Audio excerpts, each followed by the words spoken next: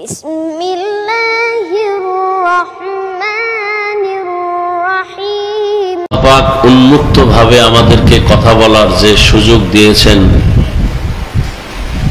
মানসিকভাবেও কোনো পেরেশানি অন্তরে নাই কারো। কোনো এক সময় মানসিক পেরেশানি ছিল, বাহ্যিকভাবেও ছিল, মানসিকভাবেও কি কোরআন হাদিসের কথা বলবো, আল্লাহর বান্দাদেরকে আমরা ভালো বানানোর জন্য দাওয়াত দিব, মানুষকে হত্যা, অন্যের হক নষ্ট করা থেকে সুদ ঘুষ, এরপরে চুরি ডাকাতি, এর থেকে ফিরাবার জন্য মানুষকে কোরআন সুন্নাহর আলোকে বয়ান করব। আর সে অনুমতি নিতে হবে একটা বেনামাজি সুদখোর থেকে।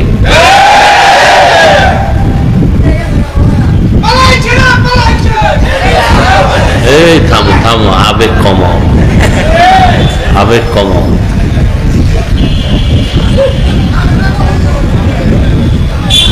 আবেগ কমাও। আমি একটু কথা খুব হিসাব করে বলি। আওয়ামী লীগ গেছে, এই তো, হ্যাঁ, বেহেশতের বাগান হয়ে গেছে দেশ। আওয়ামী লীগ গেছে, এরপর দোকানে আগুন লাগে কেন? বাড়িতে ডাকাতি হয় কেন? স্বাধীন, হ্যাঁ, এ জমিনে কোরআনের কথা, ইসলামের কথা, মাদ্রাসা মসজিদ আলেম ওলামা যেদিন বুক ফুলায়া চলবে, তাদের কথা মেনে মানুষ যখন চলবে, ইসলামের স্বাধীন, আসল স্বাধীন। আবেগ কমাও।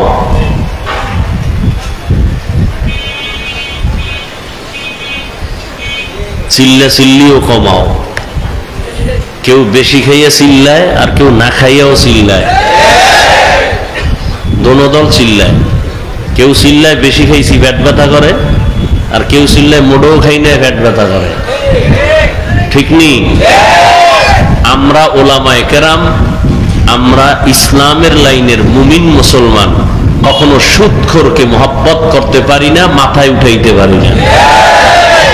আমরা কোনো বেনামাজি, আমরা কোনো ডাকাত চোরের প্রশংসা করতে পারি না। কথা ঠিক আছে? এদেশ মুসলমানের দেশ। মুসলমানের কিয়ামত পর্যন্ত একমাত্র মাথার মুকুট আর নেতা আর রাহবার উলামায়ে কেরাম। এটা যেদিন আপনারা মেনে চলবেন, সেদিন স্বাধীন। আর যতদিন আলেমদের বিরোধিতা করবেন, ততদিন মুসলমান পরাধীন, স্বাধীন না। আল্লাহ হেদায়েত দান করুন। আমরা ইসলামের স্বাধীন চাই, মাদ্রাসার স্বাধীন চাই, মসজিদের ইমাম মুয়াজ্জিন খাদেমদের স্বাধীন চাই। কি আমরা এমপির চেয়ার দখলের জন্য কোনো টেনশন করি না, কারো কাছে কোনো চাপ প্রয়োগ করি না। কথা ঠিক? কিন্তু মসজিদ আল্লাহর ঘর। কথা ঠিক না? মসজিদের দায়িত্বে যারা থাকবে, তারা আল্লাহর মোহাব্বত নিয়ে থাকতে হবে। কথা ঠিক? এগুলো হিসাব খুব কঠিন হিসাব। মুয়াজ্জিনের উপরে একটা থাপ্পড় লাগায় দিছে নেতা, দেয় নাই? দিছে। কেন? মুয়াজ্জিন তো বেলাল রাদিয়াল্লাহু তাআলা আনহুর কাতারে কিয়ামতে দাঁড়াবেন। মসজিদের খাদেমের দামও তো হাজারো বেনামাজির থেকে, কোটি বেনামাজির থেকে দামি।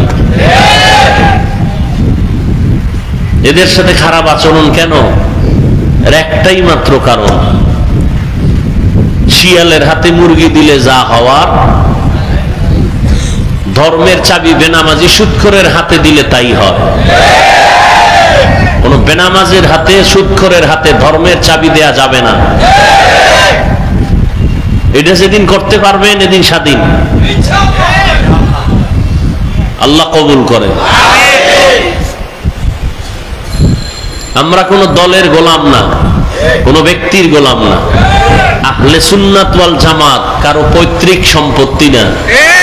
এটা কোনো ব্যক্তির ইজারাদার দেওয়া কিছু না। আমরা জমিনে আসছি, জমিন যার, আমরা তার গোলাম। জমিন কার? আসমান কার? সব আল্লাহর। গোলামও আমরা আল্লাহ। আল্লাহর মুহাব্বতের শ্রেষ্ঠ ব্যক্তি রহমাতুল্লিল আমরা তার আদর্শ মানবো। আর কারো আদর্শ মানবো যদি মুহাম্মদের আদর্শ থেকে ভালো কোনো আদর্শ কারো কাছে থাকে তাহলে মুহাম্মদেরটা বাদ দিয়ে মানবো। কেউ যদি বলে শেখ মুজিবুর রহমান সাহেবের আদর্শ মদিনাওয়ালার থেকে ভালো তাহলে মানবো। যদি কেউ বলে মদিনার নবীর আদর্শ থেকে জিয়াউর রহমান সাহেবের আদর্শ ভালো তাহলে মুহাম্মদেরটা মানবো, বাদ দিয়া জিয়াউর রহমান সাহেবেরটা মানবো। কিন্তু সারা দুনিয়ার মধ্যে কেউ যদি মাথা উঁচু করে বলতে পারে মুহাম্মদের আদর্শ বাদ দিয়া এরশাদ সাহেবের আদর্শ খুব চমৎকার, তাহলে আমরা মানতে বাধ্য, মানবো, আমি মানবো কেউ না মানলেও। যদি কেউ বলতে পারে মুহাম্মদের আদর্শ বাদ দিয়া আব্রাহাম লিঙ্কনের গণতন্ত্রের আদর্শ ভালো, আমি মানব। যদি কেউ বলতে পারে মুহাম্মদের আদর্শ বাদে এদেশ এই জমিনে আব্রাহাম লিঙ্কন মাওশেতুল লেনিনের আদর্শ ভালো, মানব। কিন্তু না, কেউ বলতে পারে নাই, বরং ফাইনাল এটা হয়ে গেছে সারা দুনিয়াতে পৃথিবীর সব মানুষের বানানো আদর্শ না পাক, একমাত্র মদিনার আদর্শই হলো পাক।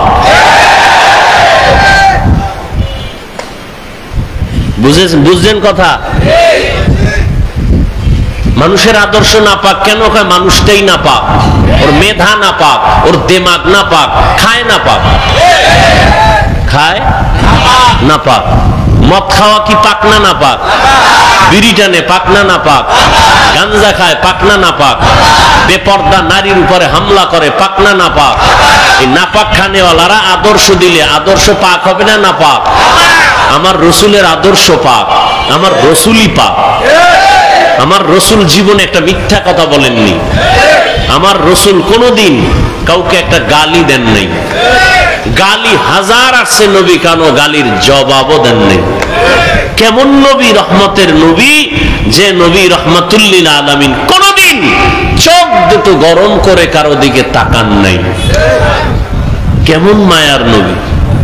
সেই নবীর আদর্শের যারা ধারক বাহক হবেন, ওই আদর্শ মেনে যারা চলবেন, এদের একটা সাইনবোর্ড হলো রসুলের দাওয়া আহলে সুন্নাত ওয়াল জামাত। বলেন আহলে সুন্নাত ওয়াল জামাত। আল্লাহ মাহফিল কবুল করেন, আল্লাহ পুরা এলাকায় শান্তি দান করেন, আল্লাহ মাহফিলের বরকতে আমার দেশ আমার জাতিকে জুলুম থেকে হেফাজত করেন এবং এই জুলুমের প্রতিবাদে গিয়া বৈষম্য বিরোধী আন্দোলনে যে ছাত্র, মহিলা, বোন, মা যারা দুনিয়া থেকে বিদায় নিছেন, আল্লাহ শাহাদাতের মর্যাদা দেয়, তাদেরকে জান্নাত দান করুন। যারা অসুস্থ হসপিটালে পড়ে আছেন, আল্লাহ তাদেরকে পূর্ণ শেফা দান করেন। হকের পক্ষে, আল্লাহর পক্ষে, দ্বীনের পক্ষে, বাতিলের বিরুদ্ধে আমাদেরকে সোচ্চার ভূমিকা পালন করে চলার তৌফিক দান করেন। আমি আয়াত পড়েছি, আপনাদের পরিচিত একটি আয়াত, সবাই কোরআন শরীফ পড়তে না জানলেও আয়াতটা পারেন। ওয়ামা আরসালনাকা ইল্লা রাহমাতাল লিল আলামিন। আল্লাহ কি বলেন? ওয়ামা আরসালনাকা ইল্লা রাহমাতাল লিল আলামিন। হে পয়গম্বর, আমি জমিনে আপনাকে প্রেরণ করি নাই, হ্যাঁ করেছি জগৎ সমূহের রহমত হিসেবে। রাসূলের একটি হাদিস পড়েছি, নবী বলেন, তারাকতু ফীকুম আমরাইন লান তাদিল্লু মা তামাসসাকতুম বিহিমা কিতাবাল্লাহি ওয়া সুন্নাত রাসূলি।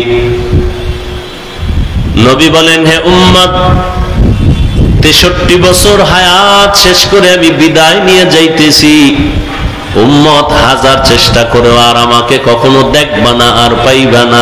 আমিও কালেমার দাওয়াত নিয়ে আসবো না।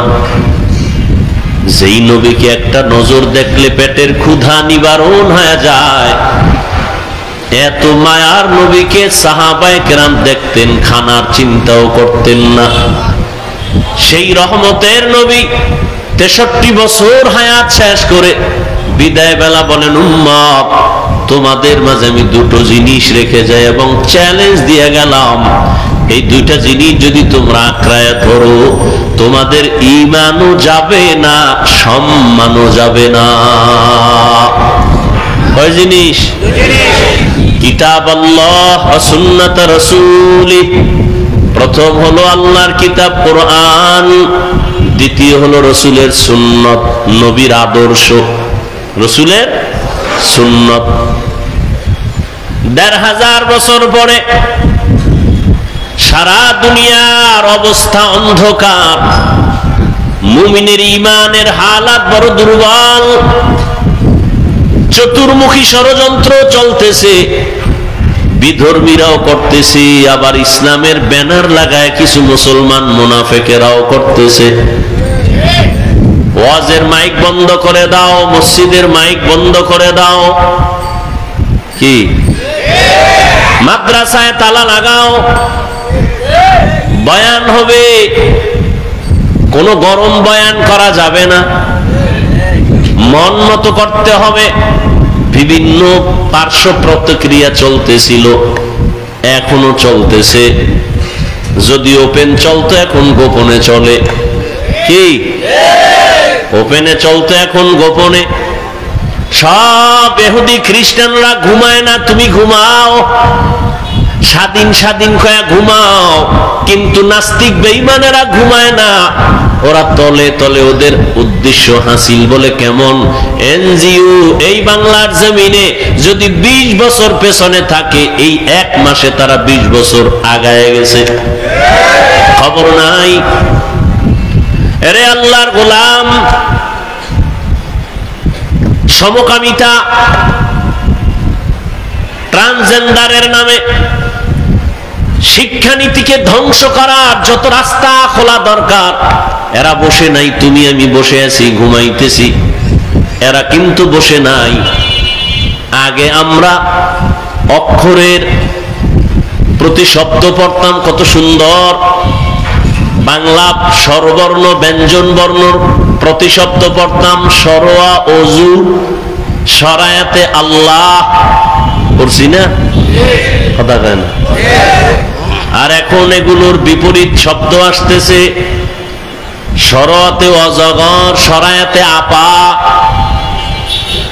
আর একটা অক্ষর আছে সরে ও, কি সরে, এটার অর্থ শব্দ দিছে ওড়না, কি ওড়না, ওড়না পরা হারাম, এতে নাই কোনো আরাম, শব্দ বানাইছে। একটা জাতিকে ধ্বংস করার জন্য যত রাস্তা আছে, এর মধ্যে প্রধান রাস্তা হলো শিক্ষার মেরুদণ্ড ভেঙে দাও, শিক্ষার মেরুদণ্ড ভেঙে দাও, তাহলে জাতি দুর্বল হয়ে যাবে। দ্বিতীয় পথ, একটা জাতিকে ধ্বংস করার যত রাস্তা আছে, প্রধান একটা রাস্তা শিক্ষার মেরুদণ্ড ভেঙে দাও। দ্বিতীয় মেরুদণ্ড হলো একতাবদ্ধ যেন না হতে পারে, ঐক্যের চেয়ার ভেঙে দাও, তাহলে জাতি দুর্বল হয়ে যাবে। ওলামায়ে কেরাম যেই দেশে এক, ওই দেশের মুসলমান এক, ওই দেশে ইসলামের বিজয় আসবে সুনিশ্চিত। এই জন্য বেঈমানরা আদা জল খাইয়া মাঠে নেমে আছে, আলেমদের মধ্যে যেন দ্বন্দ্ব থাকে, দলাদলি থাকে, এক হতে না পারে। ওলামায়ে কেরাম যখন এক হবে, এদেশে নাস্তিকরা কথা বলার আগে আলেম থেকে অনুমতি নিতে হবে। এজন্য সব নাস্তিক বেঈমান গোষ্ঠী পাগল পারা হয়ে আছে, আলেমদেরকে আলাদা করে রাখতে হবে। আল্লাহ হেদায়েত দান করুন, আল্লাহ হেদায়েত দান করুন। খুব কঠিন। গীবত করা হালাল না হারাম? আমি আপনার নাম নিয়ে যদি কারো সাথে বিরোধিতা করি, তাহলে আপনি ব্যক্তির ক্ষতি করলাম, আমি নিজে ক্ষতিগ্রস্ত হলাম। কিন্তু নবী বলেন আলেম ওলামাদের গীবত করা এটা আরো মারাত্মক, কঠিন থেকে কঠিন, কঠিন থেকে কঠিন। আলেমের গীবত করা, আলেমের সম্মান নষ্ট করা, বলে ইসলামের উপরে আঘাত, কোরআনের উপরে আঘাত, দ্বীনের উপরে আঘাত, ইসলামের প্রতিষ্ঠানের উপরে আঘাত। কারণ সারা দুনিয়ার সাধারণ মুসলমান মানুষ আলেমের প্রতি দুর্বল, এজন্য তারা কথা বলে মানুষ অন্তরের যেটা গেঁথে নেয়, যা বলে মেনে নেয়। এই আলেমদের প্রতি এত মানুষের আবেগ মোহাব্বত, এই জন্য আলেমদের বিরোধিতা করা করা, এটা সাধারণ কোন মানুষের বিরোধিতা গীবত করা থেকেও মারাত্মক অপরাধ, মারাত্মক অপরাধ। আল্লাহ গীবত থেকে আমাদেরকে হেফাজত করেন। লুহুমুল উলামাই মাসমুমাহ, নবী বলেন ওলামায়ে কেরামের গীবতের উদাহরণ আল্লাহ কোরআনে দিয়েছেন মরা ভাইয়ের গোশতের সাথে। ইয়া আইয়ুহাল্লাযীনা আমানু ইয়া আইয়ুহাল্লাযীনা আমানু জতানিবু কাসীরাম মিনাজ-যান ইন্না বা'যাজ-যান্নি ইসমুন ওয়ালা তাজাসসু ওয়ালা ইয়াগতাব বা'যুকুম বা'যা আইয়ুহিব্বু আহাদুকুম আন ইয়াকুলা লাহমা আখিহি মাইতান ফাকারিহতুমুহু ওয়াত্তাকুল্লাহ ইন্নাল্লাহা তাওয়াবুর রহিম। তোমরা ধারণা থেকে, খারাপ ধারণা থেকে নিজেকে বাঁচাও। কিছু কিছু ধারণা মারাত্মক গুনাহ, গীবত শিকায়াত করিও না। করলে তোমরা কি পছন্দ করো? আল্লাহ প্রশ্ন করেন, তোমরা কি পছন্দ করো মরা ভাইয়ের গোশত খাবা? ফাকারিহতুমুহু, তোমরা আসলে পছন্দ করো না। ওয়াত্তাকুল্লাহ, আল্লাহকে ভয় করো। ইন্নাল্লাহা গফুর তাওয়াবুর রহিম, আল্লাহ তাআলা তওবাকারীকে ভালোবাসেন, দয়া করেন, মায়া করেন। এরে আল্লাহর বান্দা, গীবত করা মারাত্মক, মরা ভাইয়ের গোশত খাওয়ার সমতুল্য আল্লাহ কোরআনে বলেন। হাদিসে পাকে নবী বলেন আল গীবাতু আশাদ্দু মিনাজ জিনা, গীবত করা জিনা থেকেও মারাত্মক অপরাধ। গোশত খাইতে কেউ চায় না, জিন্দা তো, মরা তো দূরের কথা, জিন্দা ভাইয়ের গোশত খাবে না, তো মরাটা তো আরো মারাত্মক। এই ভাইদের মধ্যে আবার আলেমদের গোশত আরো কঠিন, বিষ। ওলামায়ে কেরামের গোশত আরো বিষ। এটা কেমন বিষ? এটা খাওয়ার আগে ঘ্রাণ নিতে গেলে অসুস্থ হয়ে যাবে, রসুলের কথা। ঘ্রাণ নিতে গেলে অসুস্থ, খাইতে গেলে মরবে, মরার আগে মরে যাবে। এজন্য দোয়া করি আল্লাহ উলামায়ে কেরামদেরকে এক ও নেক হয়ে কাজ করার তৌফিক দান করেন।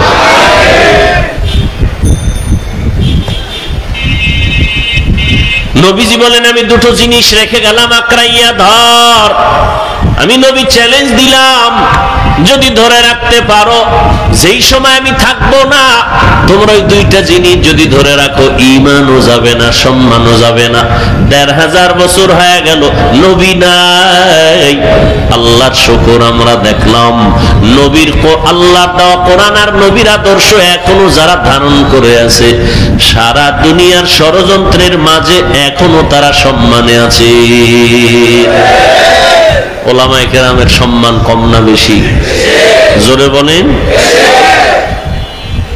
চেয়ারম্যানের চেয়ার শেষ, চেয়ার। আলেমদের চেয়ারের কোনো মেয়াদ আসেনি, চেয়ারম্যানের চেয়ারের মেয়াদ আছে। যদি মাথা ঠান্ডা করে চেয়ারে বসো, থাকো টাইম মতো। আর যদি উল্টা পাল্টা করো, টাইমের আগে চেয়ারের পায়া ভেঙে ফেলা হবে। কিন্তু ওলামায়ে কেরামের এই চেয়ারের কোনো মেয়াদ নাই। এরা দুনিয়াতেও বাদশা, পরকালেও বাদশা। এই সম্মান কে দিছেন? আল্লাহ দিছেন। কেন? আল্লাহ বলেন কিয়ামত পর্যন্ত 1 সেকেন্ডের জন্য এই জমিনে আর নবীজি আসবেন না। আসবেন? সাহাবায়ে কেরাম আসবেন? বলেন বলেন। আবু বকর, ওমর, ওসমান, আলী রাদিয়াল্লাহু আনহুমের কেউ আসবেন? তাবিঈনরা আসবেন, আইম্মায়ে কেরাম আসবেন, ইমাম আবু হানিফা, ইমাম আহমদ বিন হাম্বল, ইমাম শাফিঈ, ইমাম মালিক রাহিমাহুমুল্লাহ কেউ আসবেন, মুহাম্মদ ইবনে ইসমাইল বুখারী রাহমাতুল্লাহ আলাইহি, ইমাম মুসলিম, ইমাম তিরমিজি কেউ আসবেন? কিয়ামতের আগে আর আসবেন না। বড় বড় আল্লাহওয়ালা মুজাদ্দিদ আল ফেসানি, বড় পীর আব্দুল কাদের জিলানী আসবেন। খাজা মুঈনুদ্দিন চিশতি আজমিরি জমিনে আর আসবেন না। বড় বড় বড় বড় আল্লাহওয়ালারা, যাদেরকে দেখলেই মানুষের পরিবর্তন শুরু হয়ে যাইত, দেখলেই। এমন আল্লাহর গোলাম জমিনে ছিলেন যাদের দিয়ে তাকাইলে অন্তরে ভয় আসতো আর গুনাহ করব না। এই রকম আল্লাহর বান্দা নাই আর আসবেন না। কিন্তু আমরা তো শান্তি চাই, আমরা তো জান্নাত চাই। এখন জান্নাতের পথ আমি চিনি না, অন্ধ। কোথায় জান্নাতের পথ পাবো? জান্নাতের পথের সঠিক ঠিকানা আছে কোরআন হাদিসে। কোথায়? কপাল খারাপ, কোরআন পড়তে জানি না, বুঝি না, হাদিসও বুঝি না। এখন আমার কি উপায়? নবীও আসবেন না বুঝাইতে, সাহাবায়ে কেরাম আসবেন না, আইম্মায়ে কেরাম আসবেন না। আমার জান্নাতেও যাওয়া দরকার, ঠিকানা আছে কোরআন হাদিসে, পড়তেও জানি না। এখন একমাত্র সমাধান পথ হলো উলামায়ে কেরামের অনুসরণ করতে হবে। যারা আলেমদের থেকে দূরে থাকবে, আলাদা হবে, আল্লাহর কসম ওদের দুনিয়াও বরবাদ, আখিরাতও বরবাদ। মেরা এজাজো করদন বেহিসাব, খলকেরা দাদন জওয়াবে বাসওয়াব, হক না দারদ দোস্তে খলকা জারেরা, লিস্তে ই খসলত একি দিনদারেরা। আল্লাহু আকবার। ভাইরা আমার, বর্তমান দুনিয়াতে দুই জিনিস, যার কাছে যত পার্সেন্ট আছে তত পার্সেন্ট সে সম্মানে আছে, শান্তিতে আছে। যার কাছে কোরআন সুন্নাহ যত পার্সেন্ট নাই তত পার্সেন্ট সে শান্তিতেও নাই, সম্মানেও নাই। আচ্ছা, ওই সম্মান পাইয়া লাভ কি? যেই সম্মানের ফুলের মালার পরিবর্তে আবার দাম করে জুতার মালা, এই সম্মানের কোনো ভ্যালু আছে? ওই 10 তলা বিল্ডিং এর মালিক হয়ে লাভ কি যদি বিল্ডিং এর মধ্যে আগুন লাগায়া দেয়? কোন লাভ আছে? ওই কোটি কোটি কোটি টাকার মালিক হয়ে লাভ কি? যেই টাকা আমি খেতে পারবো না। না, এই সম্মান আর দরকার নাই। বিল্ডিং সম্মান দেয় না, টাকা সম্মান দেয় না, সম্মান দেওয়ার মালিক আমার আল্লাহ। আল্লাহ যাকে সম্মান দিবেন তাকেও নষ্ট করতে পারবে না। আর কেউ যদি টাকা দিয়ে সম্মান কিনেও সম্মান বেশিক্ষণ থাকবে না। আল্লাহর দেয়া সম্মান, আল্লাহ বলেন আমি সম্মান দিলাম মানুষকে, ফেরেশতাকে দেই নাই, ফেরেশতাকে শ্রেষ্ঠ বানাই নাই। আমি আল্লাহ মানুষকে শ্রেষ্ঠত্ব দিলাম, সম্মানের সর্বোচ্চ শিখরে আমি স্থান দিলাম। এ কারণে ফেরেশতারা 24টা ঘন্টার সেকেন্ডে সেকেন্ডে আল্লাহর গুণগান গাইয়াও শ্রেষ্ঠ না, মানুষ বড় দামি। এই কারণে ফেরেশতারাও মানুষের গোলামি করে। ফেরেশতারাও, জিনেরাও মানুষের গোলামি করে। দুনিয়াতে সব মাখলুকাত মানুষের গোলাম, কারণ এই মানুষের যে গোলামি করে সম্মানের সাথে, মহব্বতের সাথে। একটা দুধের গাভী শক্তি মানুষের থেকে কম। যদি গাভীটা মেজাজ গরম করে বলে আর কালকে থেকে বনি আদমের দুধ দিব না, আসা মাত্র একটা লাথি মারবো, কোন বনি আদম পারবে না গাভীর থেকে দুধ দহন করে বাসায় নিবে। কিন্তু গাভীটা মেজাজ গরম করে না, শক্তিশালী বাঘ লেজ গুটাইয়া বসে থাকে, মানুষ দেখলে সম্মান করার চেষ্টা করে। কারণটা কি? ও যদি আমারে ধইরা ফালায় আমি বাঁচার উপায় নাই, আমার সম্মান রক্ষার উপায় নাই। কিন্তু শক্তিশালী বাঘ আমাকে কেন সম্মান করে? গাভীটা আমাকে কেন সম্মান করে? ও আল্লাহর বান্দা, একমাত্র কারণ এই সম্মান আমি টাকা দিয়া কিনি নাই, সম্মান আমার আল্লাহ দিছে। কে দিছেন? এই জন্য বাঘ আমাকে সম্মান করে, হিংস্র প্রাণী সম্মান করে, পাখি আমাকে সম্মান করে, গর্তের পিপিলিকা সম্মান করে, গর্তের সাপ আমাকে সম্মান করে। মানুষ বড় দামি। আবার এই মানুষের ভেতরে যারা মুমিন ঈমানওয়ালা তারা আরো দামি। সমস্ত মুমিনদের ভেতরে একমাত্র আম্বিয়ায়ে কেরাম দামি, নবী রাসূলরা দামি। আর সব নবী রাসূলের মধ্যে শ্রেষ্ঠ রাহমাতুল লিল আলামিন, সে বড় দামি। নবী কেমন দামি যে নবীর ঘাম থেকে মিশকের ঘ্রাণ। আপনার আমার ঘাম থেকে মিশকের ঘ্রাণ, বরং আপনার আমার ঘামের কারণে কেউ পাশে দাঁড়াতে পারে না। কি? রহমতের নবীর ঘাম থেকে মিশকের ঘ্রাণ। রহমতের নবীর চেহারা মোবারক দেখার জন্য গর্তের পিপিলিকা আল্লাহর কাছে আরজি পেশ করে, এরে নবীর আশিক, আর এই জমিনে নবীদের যত উম্মত আছে, মুসা নবীর উম্মত, ঈসা নবীর উম্মত, ইব্রাহিম নবীর উম্মত, সব উম্মতের মধ্যে রহমতের নবীর উম্মত আমাদের মর্যাদা সবার থেকে বেশি। মুসা নবীর উম্মতের দাম বেশি না শেষ নবীর উম্মতের দাম বেশি? দেখ যা কুরআন মে আয়ে মুহতারাম, মুস্তাফা কি উম্মতি খায়রুল উম্মাহ। রহমতের নবী যেমন শ্রেষ্ঠ, রহমতের নবীর উম্মতেরাও শ্রেষ্ঠ। রহমতের নবীকে আল্লাহ কোরআন দান করেছেন। কোরআন এটাও সারা দুনিয়ার মধ্যেই আদম নবী থেকে আজ পর্যন্ত নয়, কিয়ামত পর্যন্ত যত কিতাব আসবে মানুষ বানাবে, সব থেকে শ্রেষ্ঠ কিতাব হলো কোরআন। এই কালামে জিন্দা কোরআনে হাকিম, হিকমতে উলায়া জালাসতু কাদিম। আপনাদের খারাপ লাগতেছে? দেখছেননি আমি যে বারবার বারবার ওয়াজে বলি, ভাই মনিটরের সাউন্ড বাড়াও। আমি যে বারবার বলি, বান্দা চাইলে কিছুই হয় না, আল্লাহ চাইলে সব হয়। কি বান্দা চাইলে, আল্লাহ চাইলে?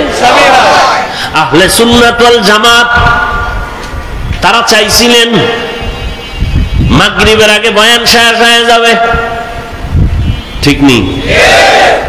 আমাকে টেলিফোন করা হলো, আমি বললাম প্রোগ্রাম আছে, আসরের নামাজ পড়ে বয়ান করব। বান্দা চাইছে মাগরিবের আগে শেষ, আর এক দল আল্লাহর বান্দারা চাইছে এখানে যেন কোনো ওয়াজ নাই হয়। এরা বৃষ্টি পাইয়া খুশি না বেজার? ও খুশি। এই 15 বছরে যেই পরিমাণ খুশি হয় নাই, আজকে বৃষ্টিতে তারা আরো খুশি। আল্লাহ কাজা তো গো একটু খুশি করলাম। কিন্তু যারা মাগরিব পর্যন্ত যাইছিল, এগো মনটা খুশি না বেজার হয়ে গেছে, চোখে পানি। চাইছিলাম মাগরিব পর্যন্ত হবে, তাও তো হচ্ছে না বৃষ্টি। আল্লাহ তবু খুশি করবো, একটু ধৈর্য ধর, একটু ধৈর্য ধর। মাগরিব না, আমি আল্লাহ ভরপুর বয়ান শোনার ব্যবস্থা করে দিব। বান্দা চাইলে কিছু হয় না, আল্লাহ চাইলে। কাদের কুদরত দারি বর কামাল, আনতা রব্বি আনতা হাসবি যুল জালাল, তুহি কাদের জলিলুল্লাহ জাহাদার, বহর হালে তুহি মেরা নিগাহদার। এরে আল্লাহর গোলাম, আল্লাহ পাকে মাহফিল নাজাত ও হেদায়েতের জন্য কবুল করেন, আমিন। আর আস্তে করে বলেন আমিন। আহলে সুন্নাত ওয়াল জামাত মাধবদী থানা শাখার এই প্রোগ্রাম সারা ওয়ার্ল্ডের মানুষ এটাকে জানে এবং চিনে শুনে, ঠিক নেই? এটা কোনো ব্যক্তির কিছু, খবরদার এই ধারণা করবেন না। আচ্ছা, এই সংগঠন যারা করে বা এর দায়িত্বে যারা আছে, এরা এখান থেকে কি টাকা নিয়ে বাড়িঘর করে? এই ধারণা করা, ওই একটু আগে আয়াত পড়ছি, ধারণা কবিরা গুনাহ। قال النبي صلى الله عليه وآله وسلم إياكم والظن فإن الظن أكذب الحديث। খবরদার, তোমরা খারাপ ধারণা করিও না, এটা সব গুনাহের মূল হলো খারাপ ধারণা। আর এই খারাপ ধারণার থেকেই হয় গীবত, শিকায়াত। খবরদার, গীবত করা মারাত্মক অপরাধ। আল্লাহ পাকে গীবত থেকে আমাদেরকে হেফাজত করেন, এর নবীর উম্মতের দল উম্মত এখন দিশেহারা, পথহারা, মতহারা। এখন এই উম্মত কোথায় যাবে? একমাত্র ঠিকানা উলামায়ে আহলে হকের পরামর্শ নিয়ে জীবনকে পরিচালনা করবে। এরে নবীর আশিক, আজ সারা দুনিয়ার ভেতরে আল্লাহর কোরআন নবীর আদর্শ নিয়ে যারা চলে তাদের সম্মান এত বিপদের পর আলেমের সম্মান কমে নাই। আচ্ছা, সম্মান যে আল্লাহ দিছেন আখিরি নবীর উম্মত, এদের মধ্যে যারা কোরআনওয়ালা, ইলমওয়ালা, আমলওয়ালা, এদের সম্মান সবার উপরে। আর এই সম্মানটা কি কোন একটা অবস্থার সাথে সম্পর্ক? হ্যাঁ, যে আলেমের সম্মান থাকবে কতক্ষণ? কয় আলেম মাদ্রাসায় পড়াইবে যতক্ষণ, এরকম নাকি? হ্যাঁ, এর ভেতরে নবীর সুন্নাত যতক্ষণ থাকবে সম্মান ততক্ষণ থাকবে। চাইছে মসজিদ ইমামতি করুক আর না করুক, চাকরি করুক আর না করুক, মাদ্রাসায় থাকার না থাক, কোরআন আছে, সুন্নাত আছে, সম্মান আছে। রিজিকের মালিক কি চাকরি? রিজিকের মালিক কে? আল্লাহ গর্তের পিপিলিকের খানা দেন না? জঙ্গলের প্রাণীদের খানা দেন না? তো আল্লাহর কাছে কি ওরা দামি না আমরা দামি? হাজার লাখ প্রাণীকে যদি আল্লাহ খানা দেন, পিপিলিকাকে আল্লাহ রিজিক দিতে পারেন, আমাদের দিবেন না? তাহলে পাগল কেন হয়েছো? এত খানার জন্য পাগল কেন? কুত্তাও খায়, গরুও খায়, ওর জন্য আল্লাহ খানা বানাইছেন। কিন্তু মানুষের খানা বড় পিওর, মানুষের খানা বড় পিওর। মানুষ আমাদের দাওয়াত দেয়, মোহাব্বত করে হাদিয়া দেয়, খানা খাওয়ায়, পিওর খানা খাওয়াই, আবার মাপ চায়, হুজুর যেইভাবে খেদমত করা দরকার ছিল করতে পারি না, মাফ কইরা দিয়েন। মেরা এজাজু করদন বেহিসাব, খলকেরা দাদন জওয়াবে মাসাওয়া। আল্লাহর নবী বলেন দুটো জিনিস ধরে রাখ, কোরআন আর সুন্নাত। নবী সুন্নতের কথা বললেন কেন? হাদিস বলতে পারতেন। এ বিষয়ে আলোচনা উলামায়ে কেরাম করে থাকেন, আপনারাও শুনে থাকবেন, আমি ওদিকে যাব না। আয়াতের মধ্যে নিয়ে কিছু আলোচনা করব।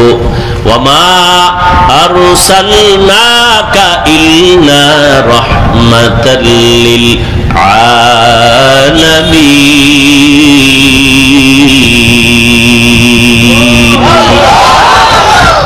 আল্লাহ তাআলা বলেন, হে রহমতের নবী, আমি আপনাকে দুনিয়ায় পাঠাই নাই, হ্যাঁ পাঠিয়েছি জগৎ সমূহের রহমত হিসেবে।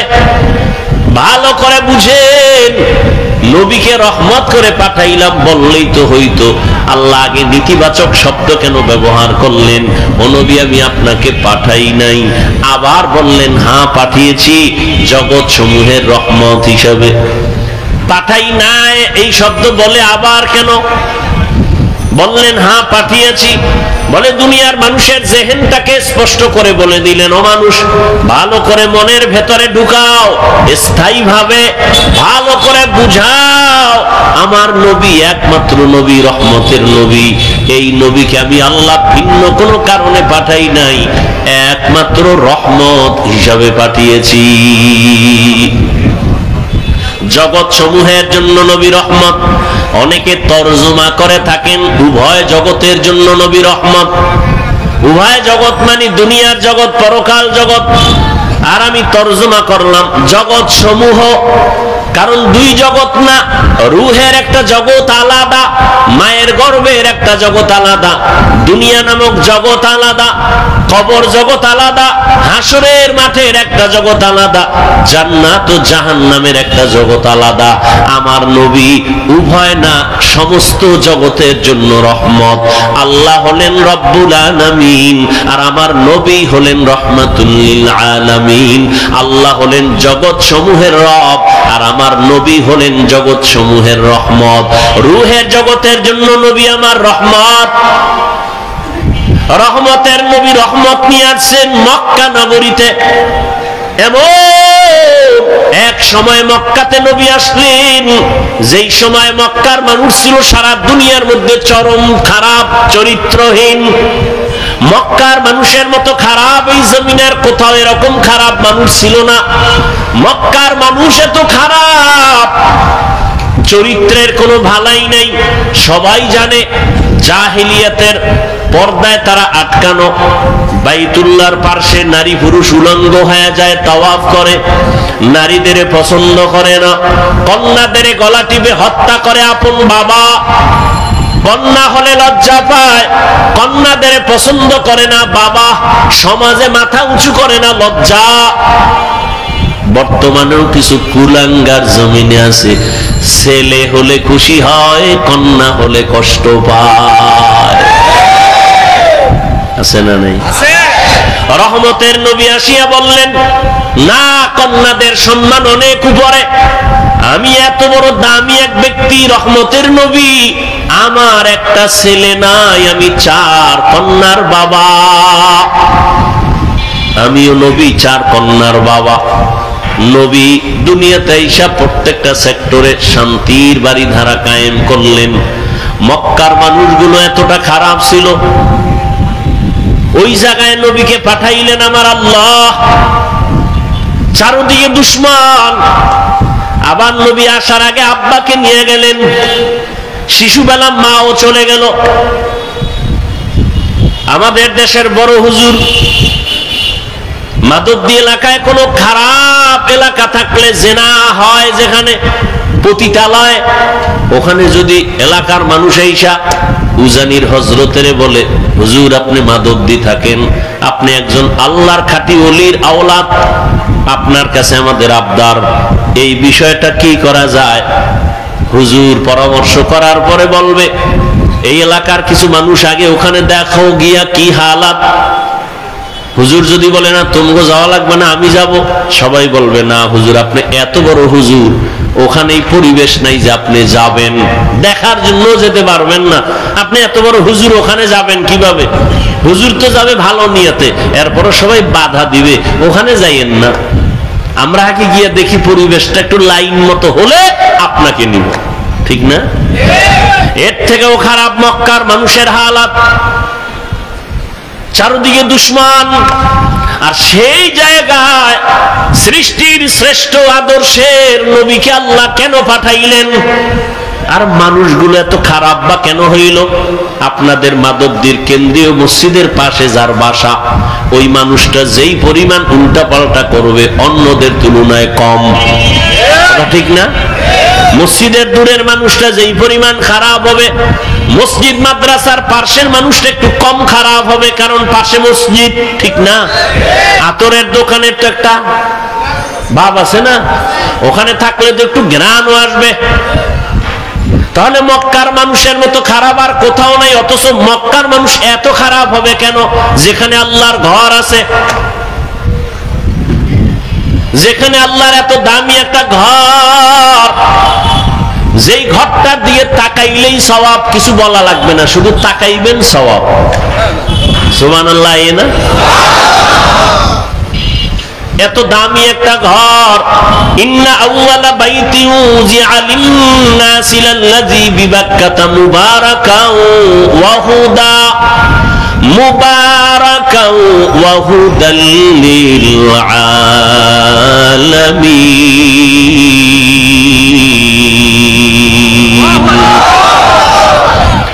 আল্লাহ জমিন বানায় একটা ঘর বানাইলেন, হেদায়েতের ঘর, ইবাদতের ঘর। এত দামি একটা ঘর, যেই ঘরটার দিয়ে তাকাইলে সওয়াব, কিচ্ছু বলতে হবে না। জমিনে এমন কিছু জিনিস আল্লাহ দিছেন, বান্দা শুধু তাকাইবে সওয়াব। মায়ের দিকে তাকাও সওয়াব, বাবার দিকে নেক নজরে তাকাও সওয়াব, তাকায় থাকো সওয়াব। আল্লাহর প্রিয় বান্দা উলামায়ে আহলে হক, আল্লাহর কঠিন মুহাব্বতের গোলামদের দিকে তাকাও সওয়াব। আল্লাহর কোরআন খুলিয়া তাকায় তাকায় দেখো সওয়াব, আল্লাহর ঘর বাইতুল্লাহ দেখো সওয়াব। যেই বাইতুল্লাহর এরিয়ায় একবার আল্লাহ বললে 1,00,000 বার আল্লাহ বলার সওয়াব, একটা সেজদা দিলে 1,00,000 বার সেজদা দিলে যেই পরিমাণ সওয়াব একটায় তা হবে। এত দামি ঘরের মানুষ কেন এতটা চরিত্রহীন হলো? কারণ কি? অনেক লম্বা কারণের নির্যাস কথা হলো, এই মক্কার বর থাকার পরও মানুষের আদর্শ কেন খারাপ? এর একমাত্র জবাব, এদের মাঝে কোনো মুরব্বী নাই। ঈসা নবী চলে গেছেন, মুরব্বী হারা হয়ে গেল, অভিভাবক নাই, কোন নবী নাই। আমার নবী আসবেন, এর মাঝখানে আর কেউ নাই। মানুষগুলো বেপরোয়া হয়ে গেল। এখন নিজের বিবেকটাকে মুরব্বী বানাইয়া নফসের গোলামে পরিণত হয়ে গেল।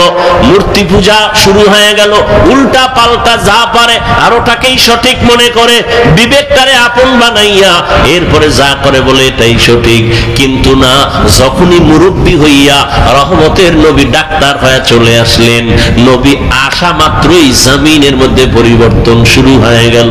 1000 বছরের অগ্নি জ্বলতেছিল, নিভে গেল। রহমতের নবী আসা মাত্র রহমতের বাতাস মক্কায় শুরু হয়ে গেল, আসা মাত্রই।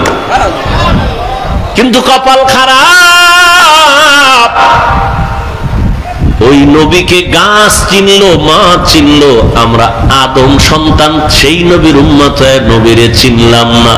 যদি চিনতি রে বাবা, নবীর সুন্নতের জবাই করতি না। ও যুবক আল্লাহর গোলাম, ভালো করিয়া বুঝো, এই দুনিয়াতে কত বাহাদুরি করেছো, কত বন্ধু আর বান্ধব নিয়ে আড্ডা দিয়েছো। আমি সব জায়গায় এই ইদানিং বয়ানে বয়ানে ওয়াদা করা একটা দাবি করি যুবকদের কাছে, মুরব্বীদের কাছে না। ও যুবকেরা, কোন জায়গায় বসে আছো জানো না? রহমতের নবী কি বলছে জানোনি? নবী বলেন, বুড়ারা, আমি এতিম, আমার আব্বা নাই, আম্মা নাই, সবাই আমার দুশ্মন, সেই বিপদকালে বুড়ারা আমার বিরোধিতা করেছে, যুবকেরা আমি মুহাম্মদের উপকার করেছে। বুড়ারা নবীর বিরোধিতা করেছে, যুবকেরা নবীর উপকার করেছে। আবু জাহাল নবীর দুশ্মন বুড়া, আবু লাহাব নবীর বিরুদ্ধে কথা বলে বুড়া, উতবা নবীর দুশ্মন বুড়া, সায়বা নবীর দুশ্মন বুড়া। আর নবীর যত আপন সব যুবক, 7 বছর থেকে 11 বছরের বান্দা। হযরতে আলী নবীর হাতে হাত লাগায় কালেমা পড়লেন 7 থেকে 11 বছরের মধ্যে। হযরত আলী এতদিন ছিল নবীর চাচাতো ভাই, এখন হলেন সাহাবী, কিছুদিন পরে হবেন জামাতা। আলী বুড়া না যুবক? নবীর কাছে আইসা সহযোগিতার জন্য দাঁড়ায় গেলেন। নবীজি কলিজা দিয়ে দোয়া করলেন, আনা দারুল হিকমা ওয়া আলিয়ুন বাবুহা, আমি মুহাম্মদ ইলম ও হিকমতের ঘর, আর এই ইলমের ঘরের দরওয়াজা আমার আলী। নবী এমন দোয়া দিলেন, সাথে সাথে কবুল হয়ে গেল। আল্লাহ হযরত আলীকে এই পরিমাণ ইলম দান করেছেন। হযরত আলী বলেন, ও দুনিয়ার যুবকেরা শুনো, ইলমের দাম কত? মান আল্লামানি হারফান ইনশাআ বাআ ওয়া ইনশাআ আতাকা, আমাকে একটা অক্ষর যিনি শিখাইছেন তার মূল্য তো এত বেশি আমার কাছে, চাইলে ওই শিক্ষক আমাকে গোলাম বানাইয়াও রাখতে পারবেন, বিক্রিও করে দিতে পারবেন, তার অধিকার এত বেশি, আর আমি তার কাছে এতটাই দুর্বল। ও আল্লাহর বান্দা যুবকেরা, জীবনে যাই করো না করো, ওস্তাদের সাথে বেয়াদবি করিও না, মা বাবার সাথে বেয়াদবি করিও না, মুরব্বীদের সাথে বেয়াদবি করবা না। আলেমদের সাথে বেয়াদবি করলে মরার আগে ধ্বংস। মরবা না, ধ্বংস মানে মরবা না। এত তাড়াতাড়ি মরবা কেন? তোমার মরার আগে পাও ভাঙবে, কিডনি যাবে, ক্যান্সার হবে, কত গজব আছে, দোকানে আগুন লাগবে, তাড়াতাড়ি মরবা না। আলেমদের সাথে বেয়াদবি করলে পরিণাম ফলটা মরার পরে না আগে? বলো, মা বাবার সাথে বেয়াদবির পরিণাম ফল মরার আগে না পরে? قال النبي صلى الله عليه وآله وسلم اثنان يعجلهما الله في الدنيا البغي وعقوق الوالدين। রহমতের নবী বলেন দুইটা অপরাধ আছে যা করলে শাস্তি হবে মরার আগে। কয়টা? এক নাম্বার অপরাধের নাম জুলুম। বলো, এক নাম্বার অপরাধের নাম জুলুমের বিচার মরার পরে না আগে। দ্বিতীয় অপরাধের নাম মা বাবার সাথে বেয়াদবি। মা বাবার সাথে বেয়াদবি করলে বিচার মরার পরে না আগে। বুঝো কিন্তু ভালো করে, খবরদার। জুলুম আবার তিন প্রকার: আল্লাহর সাথে জুলুম, নিজের সাথে জুলুম, অন্যের সাথে জুলুম। আল্লাহর সাথে জুলুমের নাম শিরিক। ইন্না শিরিকা লাযুলমুন আযীম। আল্লাহর সাথে শিরিক করা হলো বড় জুলুম। ও আল্লাহ, আমাদেরকে জুলুম থেকে, শিরিকের গুনাহ থেকে আমাদের ঈমান ও আমলকে হেফাজত করে। নিজের সাথে জুলুম করা, অন্যের সাথে জুলুম করা। নিজের সাথে জুলুমের এক অর্থ আমার হাতের সাথে জুলুম, চোখের সাথে জুলুম, কানের সাথে জুলুম, জবানের সাথে জুলুম, অন্তরের সাথে জুলুম। আল্লাহ হাত যেই কাজের জন্য বানাইছেন ওই কাজে হাত ব্যবহার না করা হাতের জুলুম। আল্লাহ চোখ যেই কাজের জন্য বানাইছেন চোখ ওই কাজে ব্যবহার না করা চোখের জুলুম। আল্লাহ জবানটা যেই কাজের জন্য দিছেন জবানটা ওই কাজে ব্যবহার না করা জবানের জুলুম। এরে আল্লাহর বান্দা, এটা নিজের সাথে জুলুম। নিজের সাথে জুলুমের আর এক ব্যাখ্যা হলো আমার আহাল অধীনস্থ যারা, আমার সন্তান আমি বাবা, সন্তান আমার আহাল, আমি স্বামী, স্ত্রী আমার আহাল, আমি মুসল্লি, মসজিদের খতিব, মুসল্লি আমার আহাল, আমি মাদ্রাসার শিক্ষক, ছাত্র আমার আহাল। আহালের উপরে জুলুম করা বিচার হবে মরার আগেই। শিক্ষক ছাত্রের উপরে জুলুম বিচার করো, আল্লাহ ক্ষমা দিবেন না মা বাবা ওস্তাদ ক্ষমা না দেওয়া পর্যন্ত, কারণ এটা হলো বান্দার হক। আল্লাহর বান্দারা, প্রত্যেকটা জিনিসের একটা সৌন্দর্য আছে। মানুষের সৌন্দর্য হলো আদবের ভেতরে। আপনি শিক্ষিত অনেক, আপনার টাকার অভাব নাই, শিক্ষার অভাব নাই, কিন্তু আদব নাই, কারো কাছে কোনো দাম নাই। কিন্তু আপনার শিক্ষা অল্প, বাড়িঘর দুর্বল, টাকা পয়সা তেমন নাই, কিন্তু আপনি বিনয়ী, নম্র, ভদ্র, সবাই আপনাকে মহব্বত করবে, শ্রদ্ধা করবে। এটা আল্লাহর রাসূলের কথা, মান তাওয়াযা লিল্লাহ রাফাআহুল্লাহ। যে নিজেকে আল্লাহর সন্তুষ্টির জন্য ছোট মনে করে চলবে, আল্লাহ তার মর্যাদা দিন দিন বাড়ায় দিবে।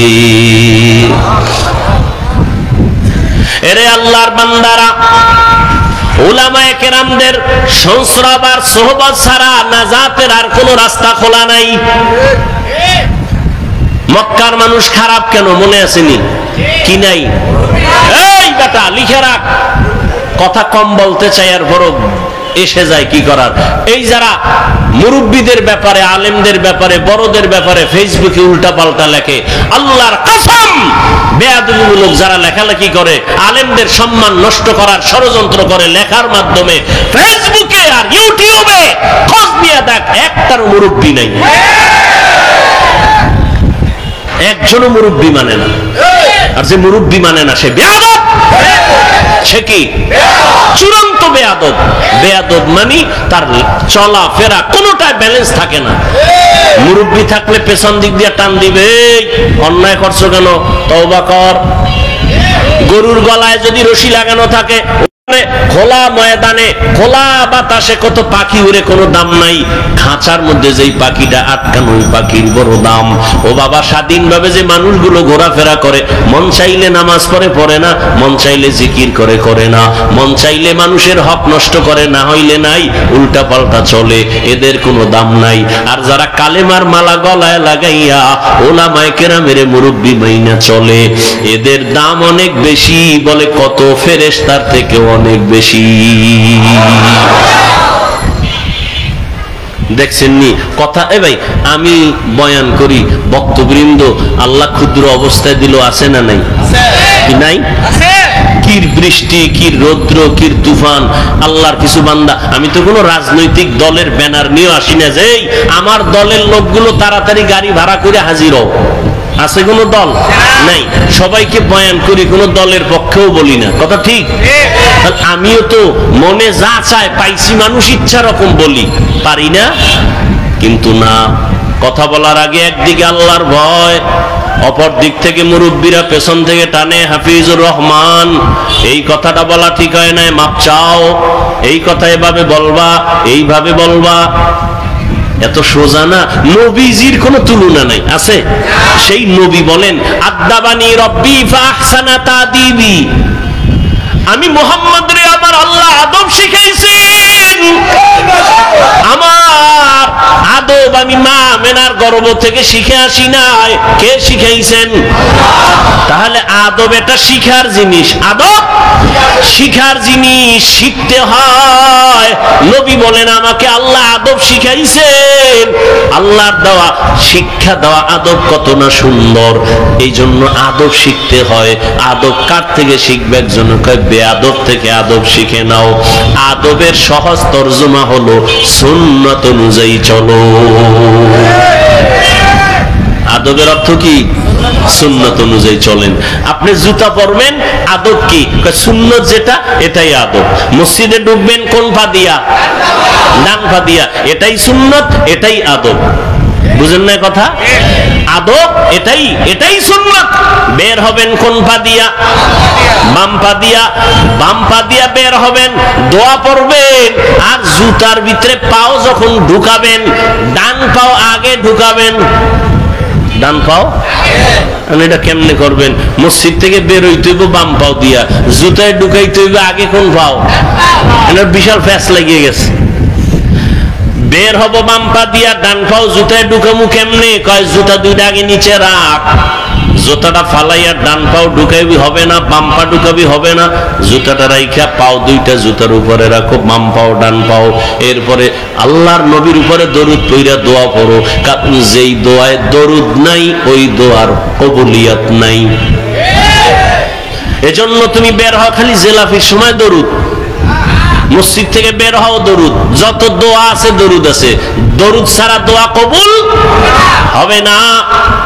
বের হইছো বাম পা দিয়া, বাম জুতার উপরে রাখো পা, রাখার পরে ডান পা বের করে ডান জুতার উপরে রাইখা এরপরে ডান পাও জুতায় ঢুকাও, আর দোয়া পড়ো বিসমিল্লাহি ওয়াসসালাতু ওয়াসসালামু আলা রাসূলিল্লাহ আল্লাহুম্মা ইন্নী আসআলুকা মিন ফাদলিক।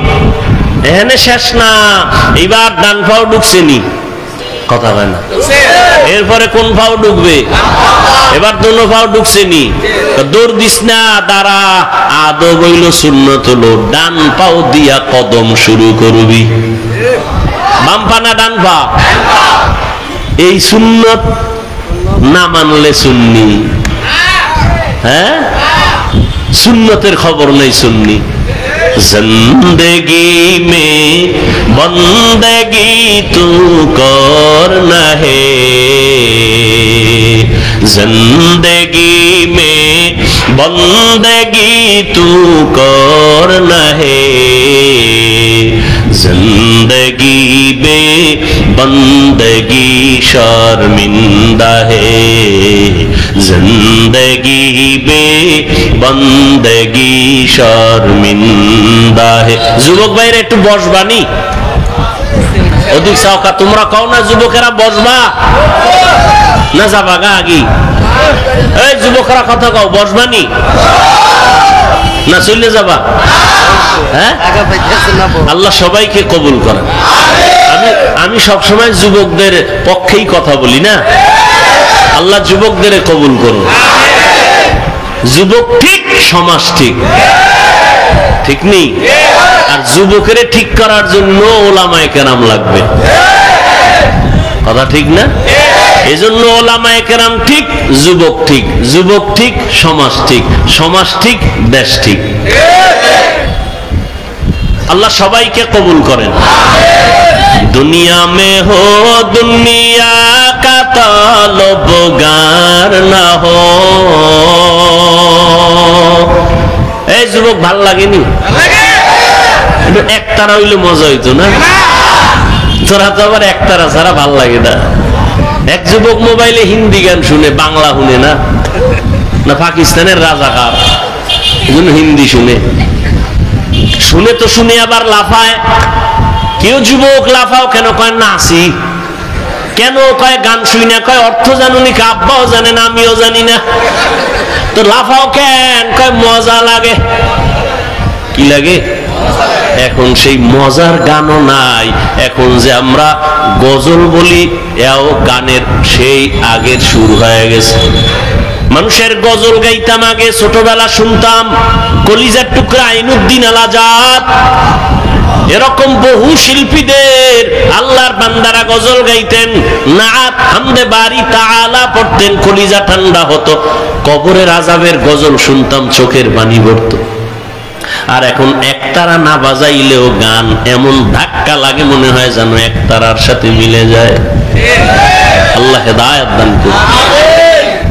অলিপুরি সাহেবের একটা বয়ান সেদিন শুনলাম, তিনি বলছেন ইসলামী সঙ্গীত বলা জায়েজ নাই। সঙ্গীত শব্দ ইসলামের বেলায় ব্যবহার নিষেধ। ভাইরা আমার, দোয়া করি অলিপুরি সাহেবের জন্য, আরো যারা এই ময়দানে খেদমত করছেন, যাদেরকে বাতিলরা নাম শুনলে ভয় পাইতো, আল্লাহ পাক যাদের নিয়ে গেছেন তাদের জান্নাতে মাকাম বাড়ায় দেন। যারা এখনো আছে, আল্লাহ তাদের হায়াতে বরকত দান করেন, সুস্থতার নিয়ামত আল্লাহ বাড়ায় দেন। এই আমরা হুজুরেরা কিন্তু এক।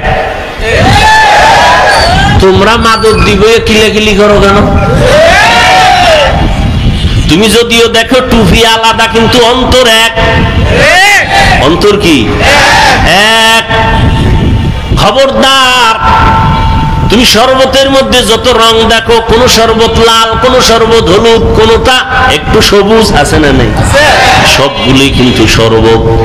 আমরা আলেমরা যেই লাইনে হই না কেন, এক জায়গায় দেখা হইলে বুকে বুক লাগাই, দাওয়াত দিয়ে আসেন, এক জায়গায় এক প্লেটে খাই, তখন কিন্তু মায়ার এক টার্গেট হয়ে যায়। আমরা যে লাইনের হই, আমরা সবাই নবীর ওয়ারিস, আমরা উলামা। তুমি মাদক দিবে কিলাকিলি কইরা তোমার ক্ষতি করে লাভ কি রে বাবা? না, এ দূরত্ব বন্ধ করো, কলিজা দিয়া দোয়া করো। আলেম দেখলে দোয়া নিও, দোয়া নিও, দেখলে সালাম দিও, দোয়া নিও। কার দোয়া কখন তোমার কপালে লেগে যাবে বলা যায় না। এরে যুবক, আল্লাহর মোহাব্বত অন্তরে জমা করে নাও, দুনিয়া পিছে ফেলে দাও। ও আল্লাহর বান্দারা, সার্টিফিকেট না থাকলে না খায় মরবা, এই কথা সম্পূর্ণ মিথ্যা। রিজিকের মালিক চাকরি না, সার্টিফিকেট না, একমাত্র আল্লাহ। दुनिया में हो दुनिया का तलबगार ना हो, बाजार से गुजर हो खरीदार ना हो। ये दुनिया एक मिसले का गुज़फूल है, ये दुनिया एक मिसले का गुज़फूल है। जिंदगी में बंदगी तू करना है, जिंदगी में बंदगी तू करना है। जिंदगी बे बंदगी शर्मिंदा है, जिंदगी बे बंदगी शर्मिंदा है। ও যুবক আল্লাহর গোলাম, অনুনয় বিনয়ের সাথে বলছি বাবা, তোমাকে আমি বারবার আলেমের দিকে ফোকাস করতেছি, তার মানে তুমি আমার মতো হুজুর হইয়া যাও এটা বলি নাই। আমার মতো তসবিহ লাগাও, পাগড়ি মাথায় লাগাও বলি নাই। ভয় পাইও না রে যুবক, কোনো ভয় নাই। তোমাকে আমি এতক্ষণ চিল্লায় যে বয়ান করলাম, এত কষ্ট জমিনের মধ্যে কথা বলার মতো কষ্ট আর কিছুই নাই। আবার সেটা যদি হয় দীর্ঘ টাইম, আবার যদি হয় চোখ বন্ধ করে মুখস্থ, আবার সেটা যদি হয় হরেক ধরনের মানুষের সামনে, কত ঝামেলা। এর মধ্যে যদি আবার টাইম মতো ঘুম না হয়, খানা না হয়, কত না মাথা পেরেশান। দিন নাই রাত নাই উলামায়ে কেরাম তোমাদের পেছনে তো কষ্ট করে, তোমরা বিনিময়ে দাও গালি, তোমরা বিনিময়ে বিরোধিতা করো, কিন্তু কোনো আলেম তোমাদের বিরুদ্ধে বলে না, তোমাদেরকে গালি দেয় না, কখনো বদদোয়া করে না, কলিজা দিয়া দোয়া করে, ও আল্লাহ আমার দেশ শান্তির দেশ বানাও, যুবকদের দিনদার বানাও, লেখাপড়া যারা করে কামিয়াবি দান করো, পরীক্ষার্থীরে কামিয়াবি দান করো, ব্যবসা যারা করে বরকত দান করো, কবরওয়ালাদের জান্নাত দান করো, অসুস্থ যারা সুস্থ বানাও।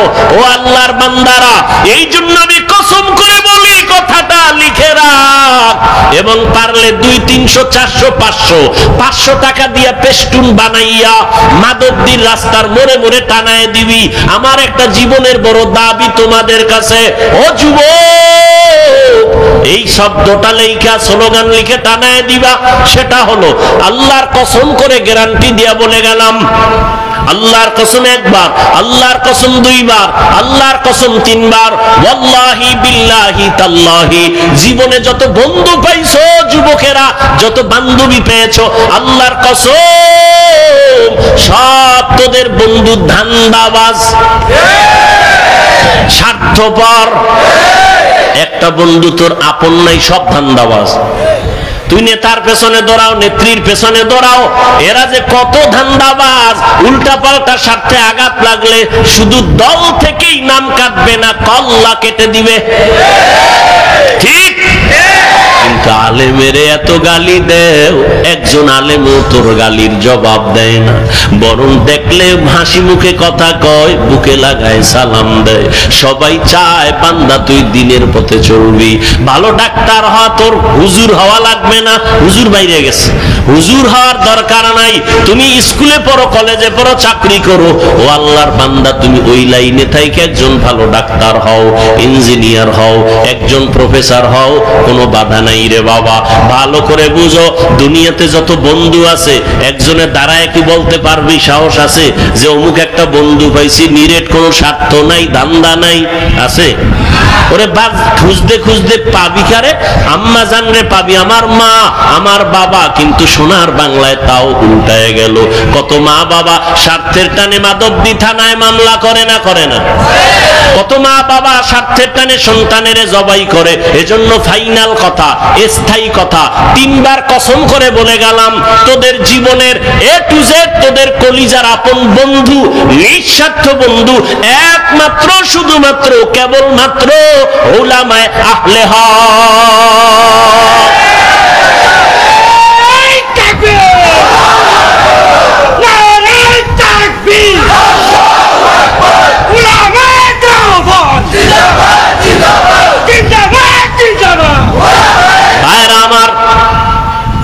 উলামায়ে কেরাম সাইনবোর্ড লাগাও, টানায় দাও, জীবনের পিওর নিঃস্বার্থ বন্ধু উলামায়ে আহলে হক, এই কথা লিখে ব্যানার লাগাও সব জায়গায়। আর সব বন্ধু ধান্দাবাজ, সব বন্ধু স্বার্থপর, উলামায়ে কেরাম নিঃস্বার্থ। এই বয়ান সারা রাত করলে শেষ হবে না। আমি আল্লাহর কসম করে বলি, উলামায়ে কেরাম এই দেশকে যা দিয়েছে, এই জাতিকে যা দিয়েছে, কোন নেতা তা দিতে পারে নাই, কোন নেত্রী তা দিতে পারে নাই। উলামায়ে কেরাম কলিজা দিয়ে, জীবন দিয়ে, জান দিয়ে সবকিছুই দেশের জন্য, জাতির জন্য করেছে, নিঃস্বার্থভাবে, কেউ তা করতে পারে নাই। কিন্তু দুনিয়াদারেরা আলেমদের সাথে করেছে গাদ্দারি। কি করেছে? কোন মায়ের সন্তানের বুকের পাটা শক্ত থাকলে দাঁড়া। আমি চ্যালেঞ্জ দিচ্ছি, উলামায়ে কেরাম এই দেশকে যা দিয়েছে কেউ তা দিতে পারে নাই নিঃস্বার্থভাবে। যদি 5 টাকা দিয়ে থাকে কোন দুনিয়াদার, 50,000 টাকা চুরি করে নিয়েছে। নিঃস্বার্থভাবে আলেম ওলামার এই জাতিকে সব দিয়েছে। সরকার কোটি কোটি কোটি টাকা ব্যয় করে র‍্যাব বানাইছে, আর্মি বানাইছে, পুলিশ বানাইছে, বানাইছে। এদের হাতে লাঠি আর অস্ত্র দিয়া দিছে, এলাকায় যাও, সন্ত্রাস দমন করো, দুর্নীতি দমন করো, পারছেনি? মদের আড্ডা বন্ধ করো, গাঞ্জার আড্ডা বন্ধ করো, নেশা বন্ধ করো, পারছে? কিন্তু আলেম ওলামারা বেতের বাড়ি লাগে নাই, গালি দেওয়া লাগে নাই, অস্ত্র লাগে নাই, রাতের বেলা কানছে আর তোমাদের পাও ধরে ধরে বয়ান কইরা কইরা লাখ লাখ মানুষ এই জমিনে হয়েছে। আগে মদ পান করত, এখন আর নামাজ ছাড়ে না। বানায় বলতেছি, সত্য কথাটা স্বীকার কর, মানো আর না মানো, কারণ সবাই মানবে এটা কথা। আরে আবু জাহিল্লা মানে না নবীর বয়ান, যে নবীর কোনো গুনাহ নাই, সেই নবীর বয়ানেও কালেমা পড়ে না।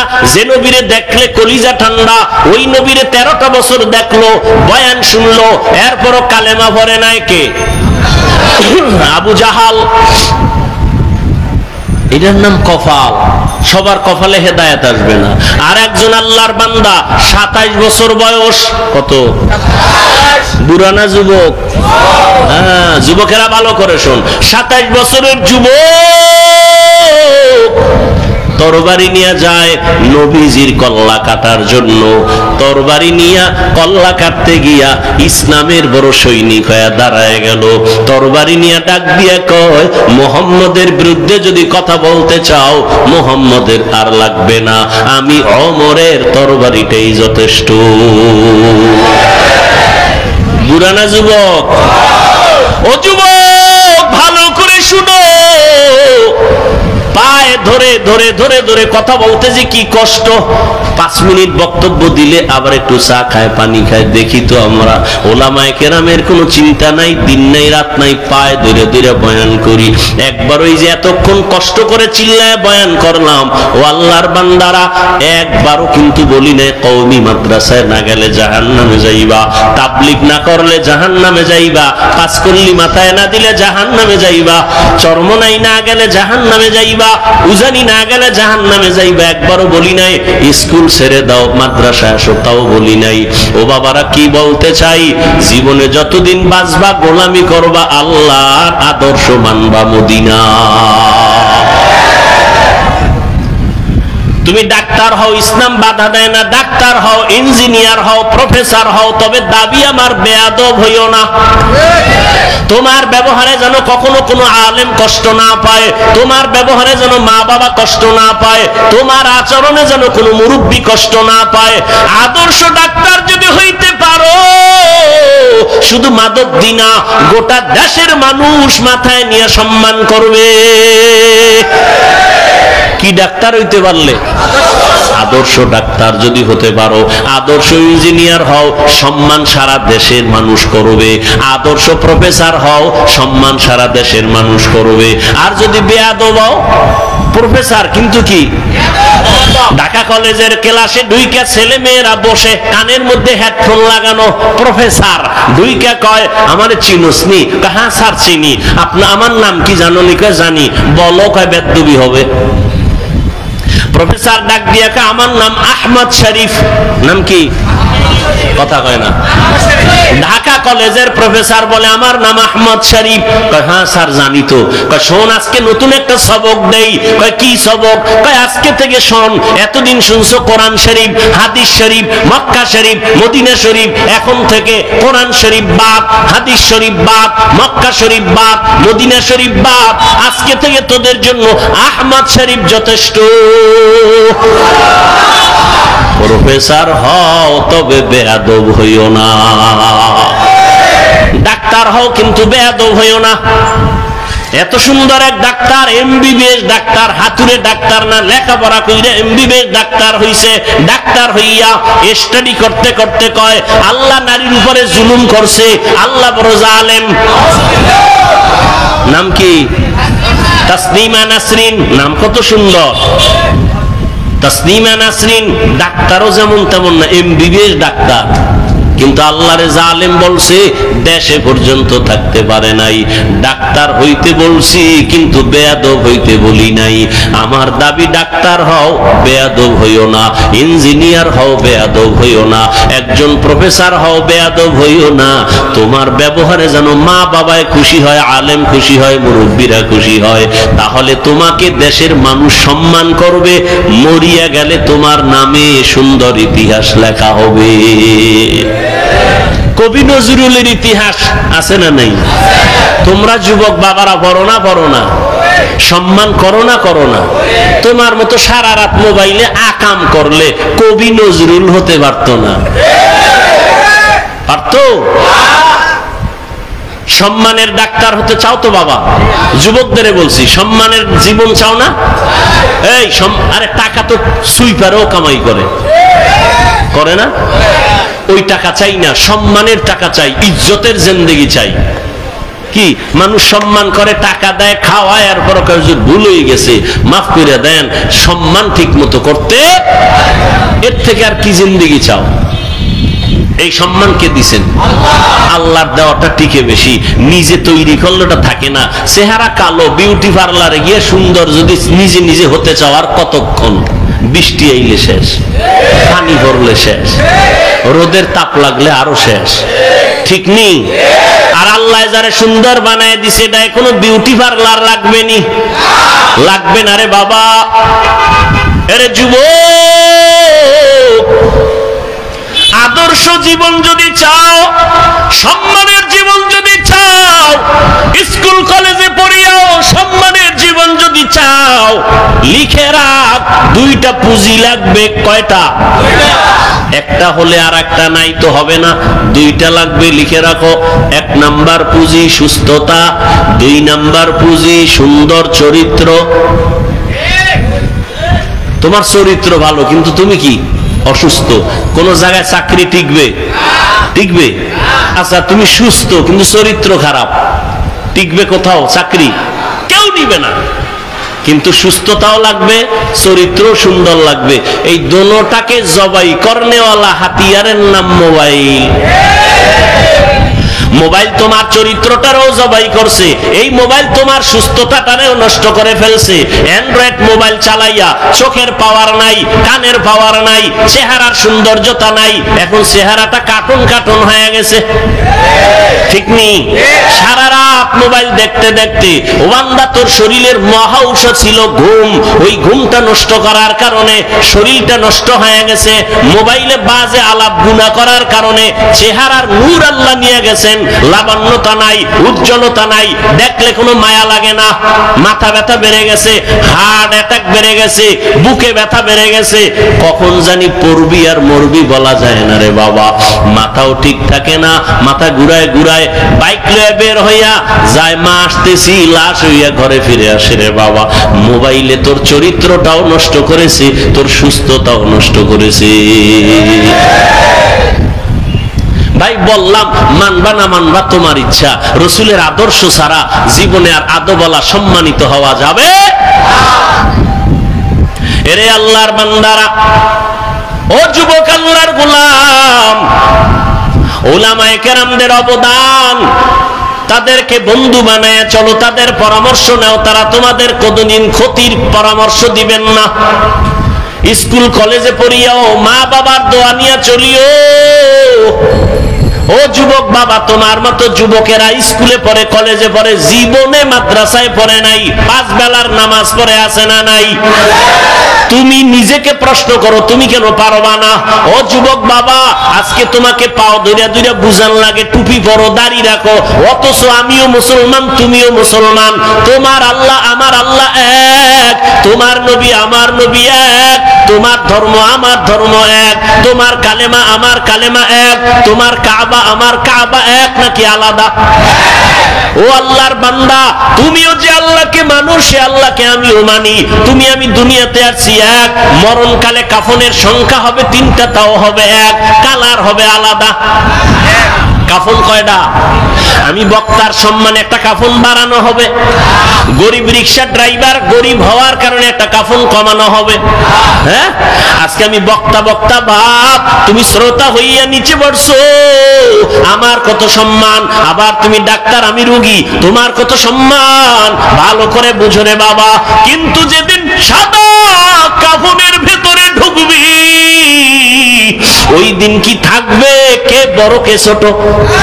কাফনে লেখা থাকবে বড় হুজুরের লাশ, কালার সব হবে এক। বড় হুজুরের কালার যেমন, মুসল্লির কাফনের কালারও তেমন, বক্তার কাফনের কালার যেমন, শ্রোতাদের কাফনের কালারও তেমন। ওরে কে মালিক, কে গোলাম, কে ইমাম, কে মুক্তাদি, কে ডাক্তার, কে রুগী, কাফনে ঢুকলে আর লেখা থাকবে না, সবার লাশ একাকার হয়ে পড়ে থাকবে। এরপরে কবরের সাইজও হবে এক, কবরে রাখার পরে প্রশ্ন হবে তিনটা, তাও হবে এক। রবের পরিচয় দাও, ধর্মের পরিচয় দাও, রাহমাতুল লিল আলামিনের পরিচয় দাও। এই তিনটা প্রশ্ন আমাকেও করা হবে, তোমাকেও করা হবে রে যুবক বাবা। ওই তিনটা প্রশ্নের জবাব যারা দিবে তাদের কবর হবে রওজাতুম মির রিয়াজিল জান্নাহ, আর যারা জবাব দিতে পারবে না তাদের কবর হবে হুফরাতুম মিন হুফারিন নার, জাহান্নামের টুকরা। তবে কারা জবাব দিতে পারবে? আমি হুজুর, মাওলানা, কোনো গ্যারান্টি নাই। যদি আমি হুজুর হইয়া জবাব দিতে পারবো, গ্যারান্টি থাকতো, তাহলে আমার নবী কাঁদতেন না, আবু বকর জান্নাতের টিকিট হাতে নিয়ে কান্না করতেন না। ওমরের মতো বান্দা যাকে দেখলে শয়তান বড় ভয় পায়, ওই ওমরও চোখের পানি ছেড়ে কাঁদেন। ও ওমর, আপনি কাঁদেন কেন? ওমর বলে, আমি আল্লাহর আযাবের বড় ভয় পাই। হাসরের কঠিন সময় সূর্যের গরম, জমিনটা হবে তামা, জাহান্নামের আগুনের গরম। ওদিকে আমার আল্লাহ পাক রাগান্বিত আওয়াজ দিবেন, লিমানিল মুলকুল ইয়াউম লিল্লাহিল ওয়াহিদিল কাহ্হার। আল্লাহ বলবে, ও দুনিয়ার নেতারা, ও টাকাওয়ালা, ও ক্ষমতাওয়ালারা, আজকে এই ময়দানে তোমাদের রাজত্ব কই? দুনিয়াতে কত বাহাদুরি করছো, নেতাগিরি করেছো, আজ আমার আদালতে দাঁড়াও। নবী বলেন, আমার আল্লাহ রাগান্বিত আওয়াজটা যখন দিবেন, হাসরের ময়দানটা থরথর করে কেঁপে উঠবে, নবীদের চোখের কোঠায় পানি, সমস্ত হাসরের মানুষগুলো উলঙ্গ দাঁড়ানো থাকবে, নারীরাও উলঙ্গ, পুরুষেরাও উলঙ্গ। নবীদের কান্নার আওয়াজ। ও আল্লাহর বান্দারা, আবু বকর কাঁদেন কেন? আল্লাহর আদালতে কেমনে দাঁড়াবো?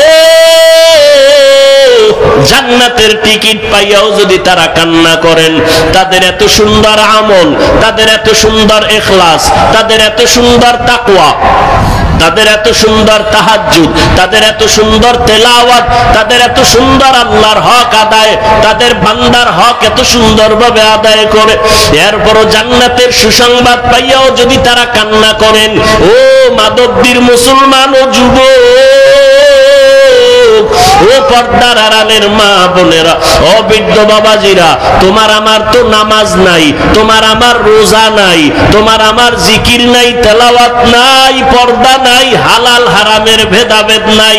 টুকটাক যে আমল করি, এটাও তো আসলে আল্লাহর জন্য করতে পারি না। নামাজ পড়ি মানুষকে দেখাবার জন্য, বয়ান করি মানুষকে দেখাবার জন্য, তেলাওয়াত করি দেখাবার জন্য। সাহাবায়ে কেরাম জান্নাতের টিকিট পাইয়া ইখলাসের আমল নিয়েও যদি কান্না করতে পারেন, তাহলে তোমার আমার আমল নাই, ইলম নাই, গুনাহ আর গুনাহ আর গুনাহ।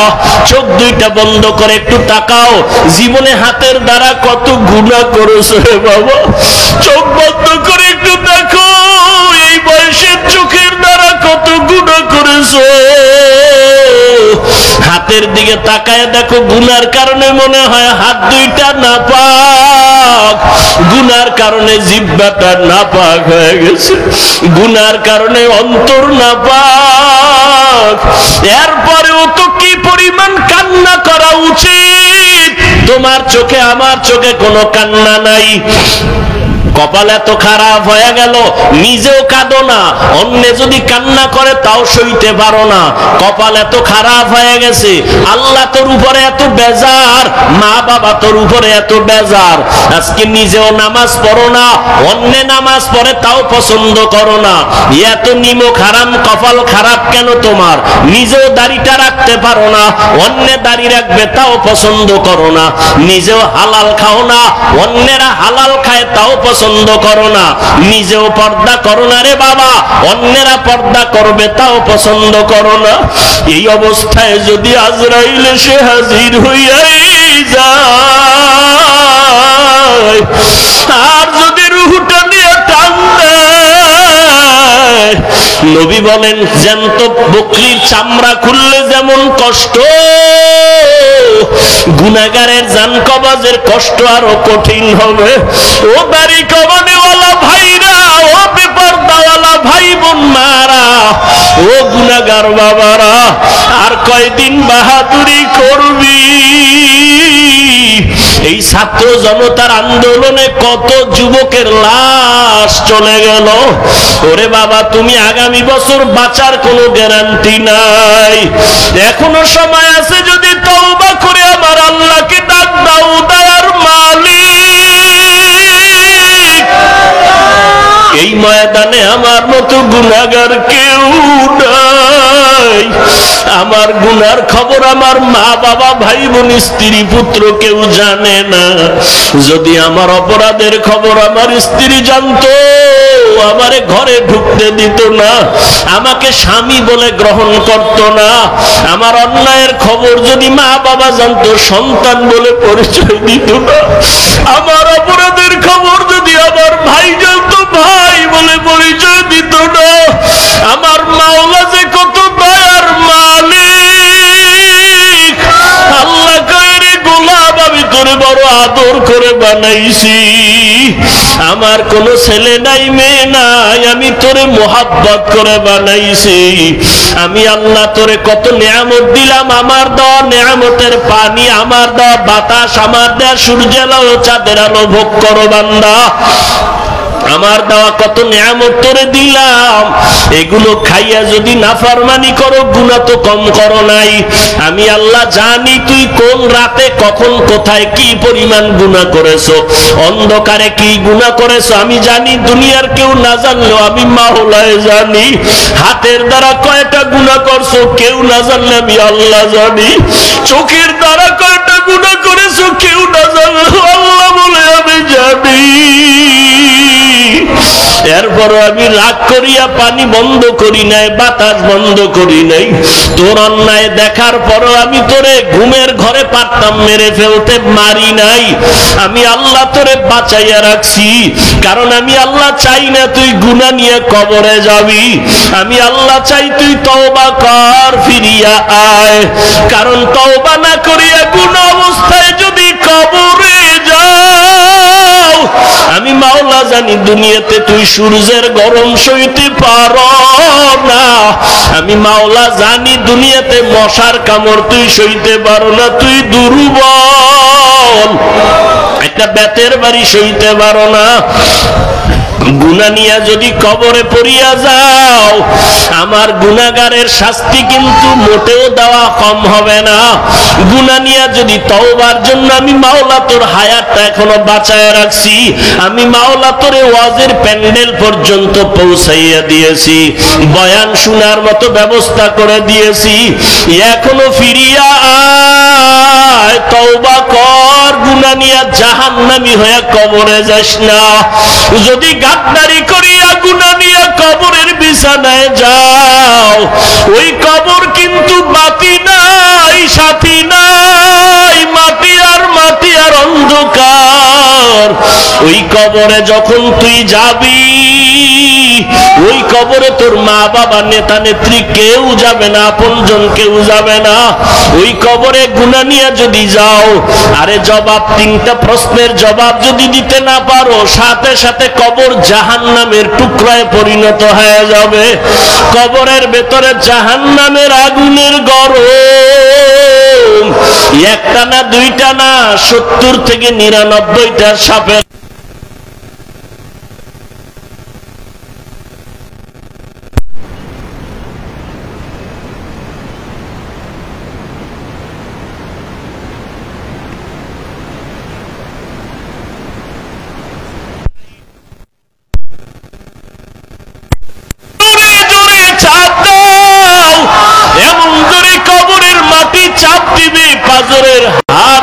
চুরমার হয়ে যাবে।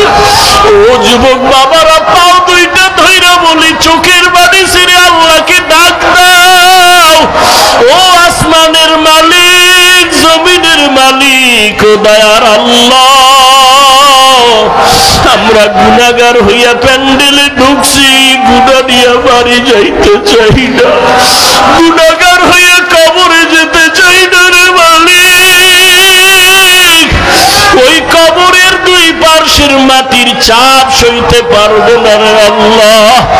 ও পর্দার আড়ালের মা বোনেরা, আপনার মতো কত মা বোন মোবাইলে সময় নষ্ট করে না, নামাজ ছাড়ে না, বেপর্দায় চলে না, স্বামীর মাল হেফাজত করে। ও মা বোনের, আপনারা কেন পারবেন না?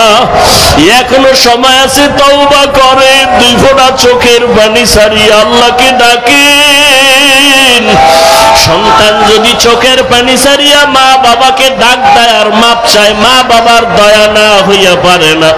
ছাত্র যদি কান্না করে ওস্তাদের কাছে ক্ষমা চায়, ওস্তাদ মায়া না করিয়া পারে না। ও আল্লাহর বান্দারা, ওই মা বাবার থেকে, শিক্ষকের থেকে আমার মাওলার মায়া কি কম? ওরে দুই ফোঁটা চোখের পানি যদি ছাড়িয়া দিয়া ডাক দাও, আল্লাহ দয়া করে মাফ করে দাও। বুঝি নাই, শয়তানের ধোকায় পড়ে দাড়ি কাটছি, আর কাটবো না। শয়তানের ধোকায় পড়ে বেপরদায় চলছি, আর চলবো না। শয়তানের ধোকায় পড়ে জবান দিয়া গালি দিছি, আর দিব না। শয়তানের ধোকায় পড়ে মিথ্যা বলছি, গীবত করছি, আর করব না। হাতের দ্বারা কারো বিরুদ্ধে লেখবো না, গুনাহ করব না। মাফ করিয়া দাও। মাওলা চোখের পানি দেখলে কুদরতি অন্তরে মায়ার জোশ এসে যাবে। ওরে চোখে যদি পানি না আসে, মনে করি আমার মাওলা গুনার কারণে বেজার, গুনার কারণে দিলটা পাথর। ওরে ডানে বামে তাকাইয়া দেখো কার চোখে পানি। কান্নাওয়ালার দিকে তাকায় একটু হাত বাড়াইয়া দোয়া চাও। ও কান্নাওয়ালা ভাই, একটু দোয়া করেন। আমাদের কপাল খারাপ, চোখে পানি নাই, গুনার কারণে আল্লাহ বেজার হয়ে গেল। ও আল্লাহর বান্দারা, খাঁটি মনে তওবা করো, আর নামাজ ছাড়বা না, দাড়ি কাটবা না, বেপরদায় চলবা না, মা বাবাকে কষ্ট দিবা না, ওলামায়ে কেরামের বিরুদ্ধে যাবা না, নবীর তরিকা মানিয়া চলবা। আল্লাহর কাছে কাঁদো আর বলো, আল্লাহ তওবাওয়ালা জিন্দেগি দান করেন। আয় আল্লাহ, গুনাহের প্রতি ঘৃণা জমায়া দেন। ও আল্লাহ, কুদরতের নজর দিয়ে একটু মাঠের দিকে তাকাইয়া দেখেন, আপনার গোলামেরা কি চায় আমি জানি না, আপনি ভালো জানেন। একজনকেও খালি হাতে ফিরাইয়া দিয়েন না রে আল্লাহ। হেদায়েতের আলো দিয়া সিনাটা কবুল করে নেন, ওলামায়ে কেরামের বন্ধু বানায় দেন। আয় আল্লাহ, ময়দানকে আপনি কবুল করে নেন। আহলে সুন্নাত ওয়াল জামাতের ব্যানার হেদায়েতের জরিয়া বানায় দেন। আলহামদুলিল্লাহ।